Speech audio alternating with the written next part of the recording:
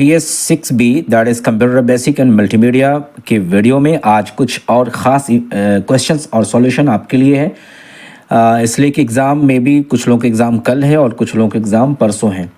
तो जो लोग नहीं पढ़े हैं जल्दी जल्दी पढ़िए, कंप्लीट कीजिए। और अभी जो मैं क्वेश्चन देने जा रहा हूँ 3 से 4 क्वेश्चन होंगे, उसको भी आप पढ़ लीजिएगा। अगर इनकेस एग्ज़ाम में आता है तो उसको लिखिएगा, बट चांसेस है चूँकि यूनिट 3 एंड यूनिट 4 से हमने टॉपिक लिया है। तो चलिए देखते हैं। स्क्रीन में सबसे पहला क्वेश्चन वही जो आप पहले पढ़ चुके हैं, ध्वनि क्या है। असल में ये हिंदी में बताना है क्योंकि बहुत सारे स्टूडेंट जो हैं चाह रहे थे कि इसको अच्छे से हिंदी में बताया जाए। यानी साउंड क्या है, आपने साउंड को ध्वनि कहते हैं। तो यहाँ देखिए जो आर्टिकल्स यहाँ पे लिखे हैं उसको आप एक बार पढ़ लें, समझ लें क्या हम जो ध्वनियाँ सुनते हैं वे सभी एक जैसी हैं। हम कुछ ध्वनियों को यानी साउंड को सुनकर अपने कान बंद कर लेते हैं और कुछ ध्वनियों को यानी साउंड को सुनना हमें अच्छा लगता है। ऐसा क्यों है? क्या पक्षियों की चहचहाट किसी सभा में होने वाली ध्वनि के समान होती है? वे एक दूसरे से बहुत अलग हैं। फिर ध्वनियों को कैसे वर्गीकृत किया जाता है? आइए जाने ध्वनि क्या है और ध्वनि कितने प्रकार की होती है। ध्वनि एक कंपन के रूप में परिभाषित किया जाता है जो दबाव और विस्थापन की एक यांत्रिक तरंग के रूप में एक ऐसे माध्यम से फैलता है जो कोई भी पदार्थ हो सकता है। ठीक है, हमने आपको बताया था ध्वनि एक ऊर्जा का रूप है जो क्या होता है, वस्तुओं को यानी ऑब्जेक्ट के कंपन से, वाइब्रेशन से उत्पन्न होता है, डेवलप होता है और किसी न किसी माध्यम से वो फैलता जाता है और यहाँ तक कि हमारे कानों तक पहुँचती है। हमारे कान डिटेक्ट करता है, उसको पहचानता और फिर हमारे मस्तिष्क में यानी हमारे दिमाग में जाता और उसको इंटरप्रेट करता है। तब हम पहचान पाते हैं कि ध्वनि क्या है। ये अच्छी आवाज़ है या बेकार की आवाज़ है, या हल्ला गुल्ला है, या शोर शराबा है, या संगीत है, या पक्षियों की चहचहाट। ये सारे चीज़ जो इंटरप्रेशन होता है ना, ये हमारे दिमाग में होता है। ठीक है, दिमाग से होता है। अब देखेंगे आपको हमने आज बताया था कि जो इंसान के सुनने की जो कान की जो कैपेबिलिटी होती है वो तो 20 हर्ट्ज से 20 किलो हर्ट्ज तक होती है। एकदम इसको याद रखेंगे। कल के जो एग्ज़ाम होने वाला उसमें या तो 1 नंबर का आएगा या फिर आपको ये लिखना होगा। ठीक है, और जो 20 किलो हर्ट्ज से अधिक की जो साउंड होती है उसको हम अल्ट्रासाउंड कहते हैं। ठीक है, अब क्वेश्चन पूछेगा अल्ट्रासाउंड क्या होता है, तो जो 20 किलो हर्ट्ज यानी इंसान की जो ध्वनि की रेंज, साउंड की जो सुनने की रेंज होती है 20 हर्ट्ज से 20 किलो हर्ट्ज तक होती है। 20 किलो हर्ट्ज से जो ऊपर की साउंड होती है उसको हम क्या कहते हैं, अल्ट्रासाउंड कहते हैं। ठीक है, तो ये हो गया आपका ध्वनि यानी साउंड का डेफिनेशन हिंदी में। अब देखते हैं ध्वनि और शोर के बीच अंतर क्या है। अगर हम इसको इंग्लिश में करेंगे तो ध्वनि को साउंड कहेंगे, शोर को हम नॉइस कहेंगे। ठीक है ना, यहाँ पे हम इसको साउंड एंड नॉइस, ये 2 चीज़ें हैं। साउंड एंड नॉइस में क्या अंतर है? अब देखें यहाँ पे आवाज़ जो है क्या होता है, इसे निरंतर कंपन के रूप में परिभाषित किया गया है जो एक माध्यम से दूसरे माध्यम तक यात्रा करता है। जबकि शोर क्या है, इसे उस अपरिय ध्वनि के रूप में परिभाषित किया गया है जो अशांति पैदा करता है। हालांकि शोर भी एक तरह का ध्वनि ही होता है। ध्वनि का स्वास्थ्य पर सकारात्मक प्रभाव पड़ता है जबकि शोर का स्वास्थ्य पर नकारात्मक प्रभाव पड़ता है, जैसे श्रवण हानि, उच्च रक्तचाप, ये इस तरीके का होता है। अब इसी को आप हिंदी पढ़ लें, इसी को इंग्लिश में देखेंगे तो वही चीज़ सेम चीज़ लिखा हो, ट्रांसलेशन इसका हमने कर दिया कि it is defined as the continuous vibration that travel from one medium to another. जबकि नॉइस क्या, it is defined as the unpleasant sound, यानी कि जिसको हम नहीं चाहते। अनप्लेजेंट का मतलब नहीं चाहने वाला। अब गाड़ी की आवाज़ कौन सुनेगा, बच्चों का शोर शराबा कौन सुनेगा? हाँ, अगर आपको कान में अच्छी चीज़ आ रही हैं तो डेफिनेटली आप उसको सुनना पसंद करेंगे। तो जो चीज़ें होती है साउंड, आवाज़ यानी जो पॉजिटिव चीज़ें होती है वो हमारे हेल्थ पे पॉजिटिव इफेक्ट पड़ती है। जबकि अगर बहुत ज़ोर ज़ोर से जैसे डीजे बजता है, जहाँ पे आप डीजे के करीब जाते हैं तो डेफिनेटली आपकी जो वहाँ पे जो घबराहट होने लगती है और उसमें क्या कुछ लॉस होने शुरू हो जाता है, तो ये नॉइज़ के कारण होता है। तो इसको आप ज़रूर पढ़ें, हो सकता है आपके एग्जाम में पूछेगा differentiate between sound and noise, या फिर आपसे पूछेगा ध्वनि और शोर में क्या अंतर है। तो 3 पॉइंट में लिखेंगे तो आपको मार्क्स मिलेगा। ठीक है, एक और देखते हैं difference between music and sound. Music और साउंड में क्या अंतर है? देखें यहाँ पे नॉइज़ साउंड है और एक म्यूज़िकल साउंड है। यहाँ पे नॉइज़ साउंड है ना, सॉरी, म्यूज़िक है और नॉइज़ साउंड है, 2 चीज़ें यहाँ पे हैं। इसको हम कर देते हैं नॉइज़ साउंड। ठीक है, नॉइज़ साउंड क्या है? Noise produced by non periodic vibrations, it is irregular wave forms, it produce an unpleasant effect on the years. अब इतना तो आप समझ गए हैं कि नॉइज़ किसको कहते हैं, शोर किसको कहते हैं। और शोर जो है किसी को पसंद नहीं। आप अगर नहीं समझ पा रहे, याद नहीं कर पा रहे हैं, तो अपना सेंस को लगाइएगा कि जो हल्ला गुल्ला होता है, शोर शराबा होता है, वो किसी को भी पसंद नहीं है। आप कुछ एग्जांपल दे सकते हैं। ट्रेन की आवाज़ हो सकती है, गाड़ी की आवाज़ हो सकती है, बच्चों का हल्ला गुल्ला हो सकता है, या स्टेडियम में जो हल्ला होता है, वो सब क्या नॉइज़ में शामिल है, ठीक है। जबकि यहाँ पे म्यूजिकल साउंड है, ये आपका सिलेबस में भी है। म्यूजिकल साउंड में क्या बोल रहा है, noise is produced by periodic vibration, it is regular wave forms, it produce a pleasant effect on the years.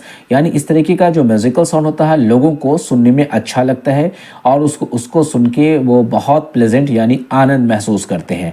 और म्यूजिकल साउंड कैसे डेवलप होता है, produced by musical instruments such as sitar, piano, ETC. ये सब क्या है, इससे इसके थ्रू जो है म्यूज़िकल साउंड जो है जनरेट होता है।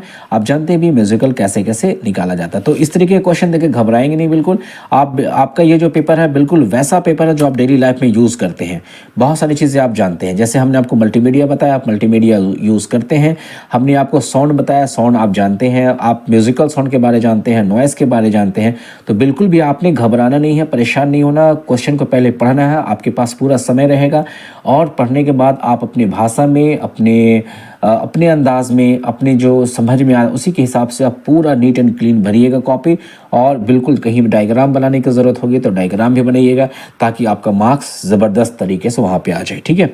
चले देखते हैं और भी कुछ क्वेश्चन होगा। तो ये क्वेश्चन है, व्हाट इज साउंड आइसोलेशन, यानी साउंड का अलगाव क्या है, साउंड अलग क्या है, इसको क्या कहते हैं। तो हिंदी में देखिए, वॉइस ऑसिलेशन तकनीक किसी वातावरण में शोर को पहचान कर और बातचीत में प्राथमिकी आवाज़ को प्राथमिकता देकर सभी परिवेश पृष्ठभूमि शोर को हटाने के लिए एआई का उपयोग करती है। देखिए यहाँ जो चीज़ लिखा हो आप इसको पढ़ लेंगे, वीडियो पॉज करके मैं इसको समझा देता हूँ ऐसे करके। जैसे कोई चीज़ रिकॉर्ड करते हैं, रिकॉर्ड करने के साथ साथ जो बैकग्राउंड से जो साउंड आती है ना, उसको किनारे किया जाता, और जो रियल का साउंड होता है उसको आप जो है उसको यूज़ करते हैं, बाकी साउंड को आइसोलेट करते हैं। दूसरे जो नॉइज़ है, जो इरेगुलर चीज़ें हैं जिसको हमें नहीं चाहिए, उसको यूज़ करते हैं। तो आजकल जो आर्टिफिशियल इंटेलिजेंस, यहाँ आप देखेंगे एआई लिखा हुआ है। एआई का मतलब होता है आर्टिफिशियल इंटेलिजेंस। एआई की टेक्निक से, एआई की तकनीकी से बहुत सारे ऐसे सॉफ्टवेयर या एप्लीकेशन डेवलप हो गए हैं जो साउंड आइसोलेशन का काम करती है। बिल्कुल आपके साउंड को बहुत परफेक्ट बनाएगी, और जितनी अनवांटेड चीज़ें हैं साउंड होती है उसको जो क्या करती है, वो बिल्कुल आइसोलेट करती है, अलग कर देती है, ठीक है।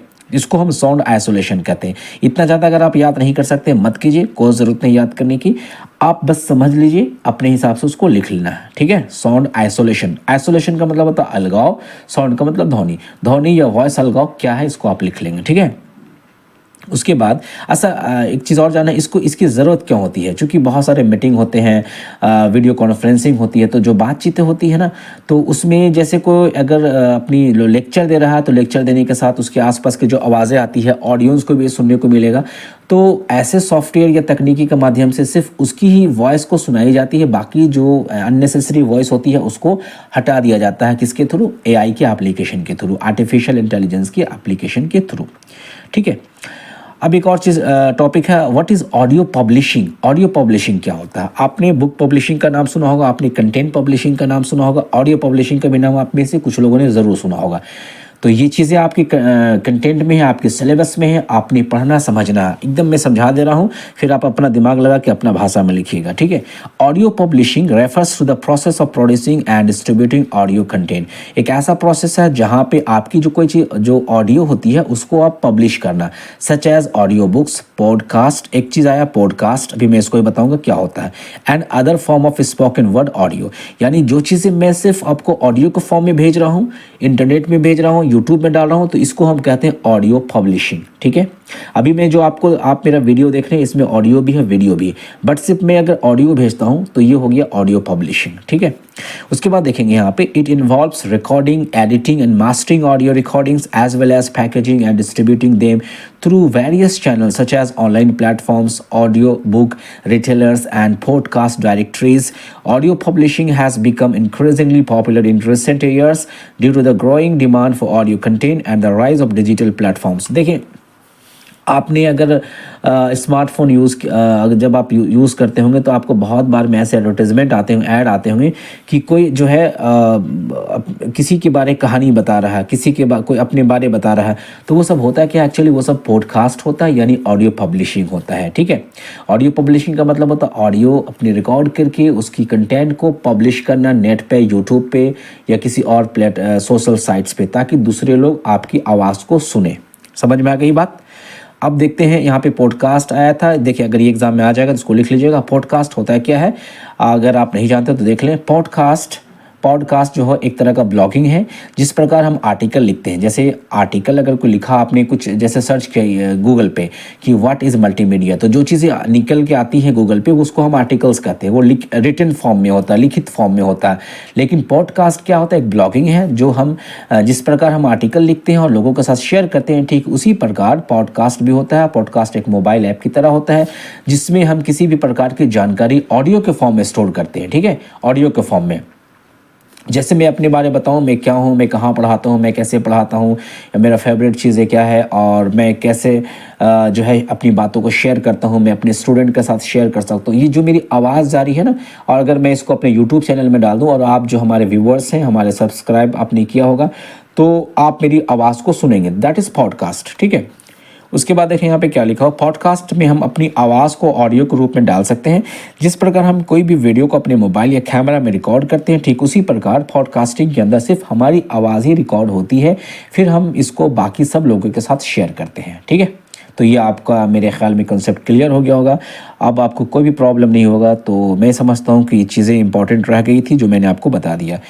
आगे भी कुछ लिखा हुआ देख लेते हैं। कोई भी प्रकार का आर्टिकल जो ऑडियो का फॉर्म होता है उसे पॉडकास्ट कहते हैं। चलें, ये भी एक डेफिनेशन हो गया।